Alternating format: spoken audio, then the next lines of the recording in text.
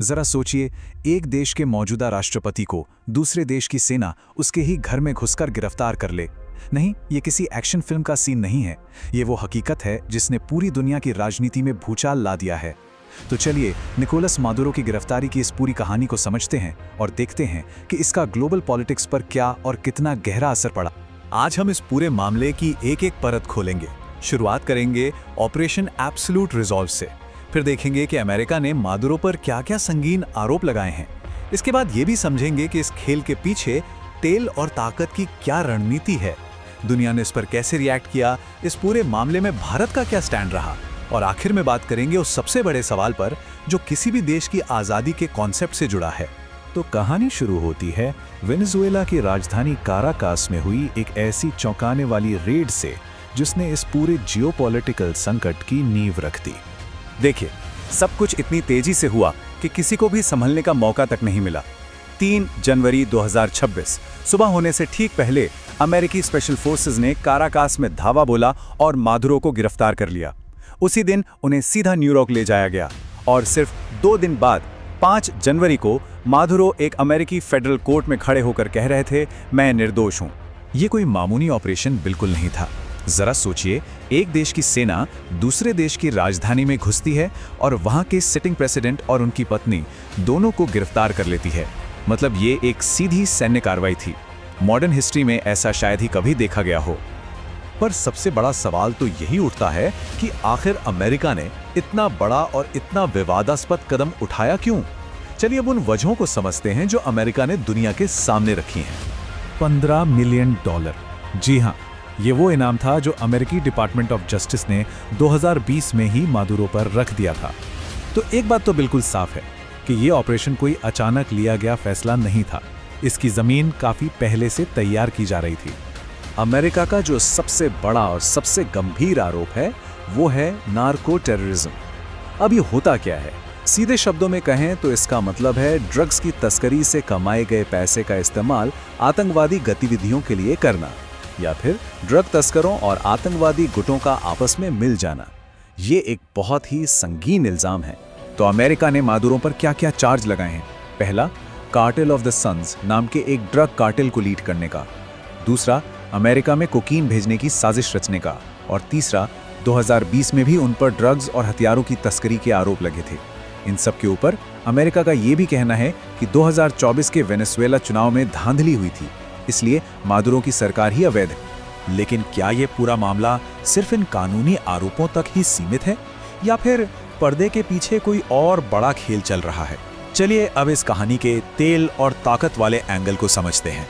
ये बात किसी से छिपी नहीं है कि वेनेजुएला के पास दुनिया का सबसे बड़ा तेल का भंडार है, सऊदी अरब से भी बड़ा। और खुद अमेरिकी प्रशासन ने यह माना है कि इस ऑपरेशन का एक बड़ा मकसद तेल के इन खजानों तक अपनी पहुंच बनाना और अमेरिकी कंपनियों को वापस वेनेजुएला लाना था। और यहाँ पर एक बहुत पुरानी अमेरिकी सोच फिर से सामने आती है, मनरो सिद्धांत। ये अमेरिका की सदियों पुरानी विदेश नीति है जिसके मुताबिक पूरा अमेरिकी महाद्वीप उसका इलाका है। तो इस कार्रवाई को रूस और चीन जैसे देशों के लिए एक सीधे संदेश की तरह भी देखा जा रहा है कि अमेरिका अपने बैकयार्ड में किसी और की दखल अंदाजी बर्दाश्त नहीं करेगा। अब जाहिर है इतनी बड़ी घटना के बाद दुनिया चुप तो नहीं बैठने वाली थी। इस एक एक्शन ने जैसे दुनिया को 2 खेमों में बांट दिया है। चलिए देखते हैं कि किसने क्या कहा। दुनिया भर से बहुत तीखी प्रतिक्रियाएं आई।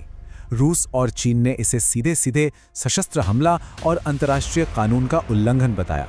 उत्तर कोरिया तो एक कदम और आगे बढ़ गया और विरोध में मिसाइल टेस्ट तक कर डाले। वेनेजुएला के पड़ोसी देश जैसे क्यूबा, कोलंबिया और चिली इसे अपने क्षेत्र की शांति के लिए एक बड़ा खतरा मान रहे हैं। यहाँ तक कि यूनाइटेड नेशंस ने भी इस पर अपनी गहरी चिंता जताई है। रूस और चीन ने जो मिलकर बयान जारी किया उसकी भाषा बहुत ज्यादा सख्त थी। उन्होंने साफ कहा, ये एक फौजी हमला है और अंतर्राष्ट्रीय कानूनों और यूएन चार्टर का खुला मजाक है।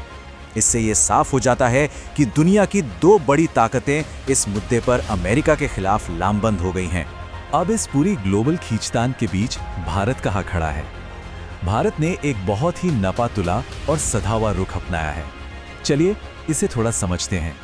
भारत की विदेश नीति एक शब्द पर टिकी है, रणनीतिक स्वायत्तता। इसका सीधा सा मतलब है कि भारत अपने फैसले अपने देश के हितों को देख कर लेता है, किसी देश या किसी गुट के दबाव में आकर नहीं। हम वो करते हैं जो भारत के लिए सही है। तो भारत का स्टैंड क्या रहा?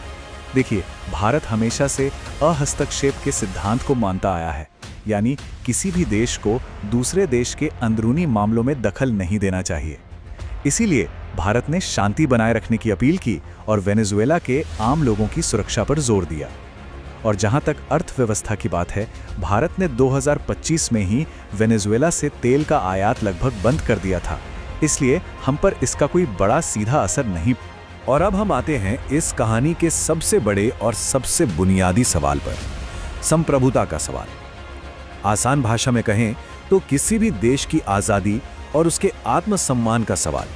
अंतर्राष्ट्रीय कानून का एक बहुत ही सरल सिद्धांत है राज्य संप्रभुता। इसका मतलब है कि हर देश अपने घर का मालिक है। उसके देश के अंदर क्या होगा इसका फैसला वो खुद करेगा, कोई बाहर वाला नहीं। ऑपरेशन एब्सोल्यूट रिजॉल्व ने इसी सबसे बुनियादी नियम को एक सीधी चुनौती दी है। और यहीं पर हम आज की इस चर्चा को एक बहुत बड़े सवाल के साथ छोड़ते हैं। क्या मानवता या राष्ट्रीय सुरक्षा जैसे कारणों का हवाला देकर किसी आज़ाद देश के चुने हुए मुखिया को गिरफ्तार करना सही ठहराया जा सकता है? क्या अंतर्राष्ट्रीय कानून इसकी इजाज़त देता है? ये एक ऐसा सवाल है जिसका जवाब ही ये तय करेगा कि आने वाले समय में दुनिया किस रास्ते पर आगे बढ़ेगी।